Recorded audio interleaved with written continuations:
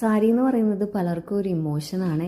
എൻ്റെ അമ്മയൊക്കെ നേരത്തെ മുതലേ ചുരിദാർ ഇടുമെങ്കിലും ഒരു ഫംഗ്ഷനൊക്കെ പോകുമ്പോൾ ചുരിദാർ ഇടും എന്നുള്ളൊരു സ്റ്റേജിലേക്ക് എത്തിയിട്ട് ഒരു 2 വർഷമൊക്കെ ആയിട്ടുള്ളൂ.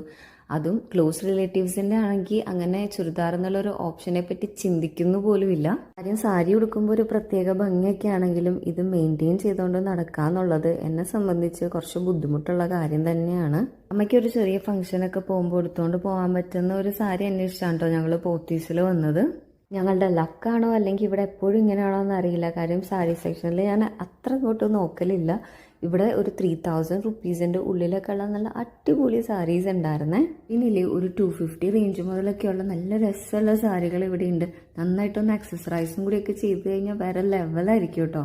ഡെയിലി ഒക്കെ സാരി യൂസ് ചെയ്യുന്നവരാണെങ്കിൽ ഒന്നും നോക്കണ്ട കേട്ടോ. This is your place. അടിപൊളി കളക്ഷൻ ഉണ്ട്. ഞാനിപ്പോൾ ഉള്ളത് ഗ്രൗണ്ട് ഫ്ലോറിലാണ്. ഇവിടെയും കസവ് ഉള്ളതും ഇല്ലാത്തതായിട്ടുള്ള പട്ടുസാരികളൊക്കെ ഉണ്ട്. നമുക്ക് അങ്ങനത്തെ വേണ്ടാത്തതുകൊണ്ടാണ് നോക്കാതിരുന്നത്. അതുപോലെ തന്നെ 3000 മുകളിലേക്കുള്ള സാരികളൊക്കെ വേറെ ഫ്ലോസിലൊക്കെ ഉണ്ട്. നമുക്ക് ആവശ്യമുള്ളത് ഇവിടെ നിന്ന് കിട്ടിയത് കൊണ്ട് അങ്ങോട്ടും പോയി നോക്കിയില്ലായിരുന്നു. അപ്പോൾ ഇന്നത്തെ ഷോപ്പിംഗ് ഭയങ്കര സാറ്റിസ്ഫൈയിങ് ആയിരുന്നു. ഞങ്ങൾ വിചാരിച്ച പോലത്തെ സാരി വിചാരിച്ചതിലും റേറ്റ് കുറച്ച് കിട്ടി. അപ്പോൾ പിന്നെ എങ്ങനെ സന്തോഷിക്കാതിരിക്കും അല്ലേ.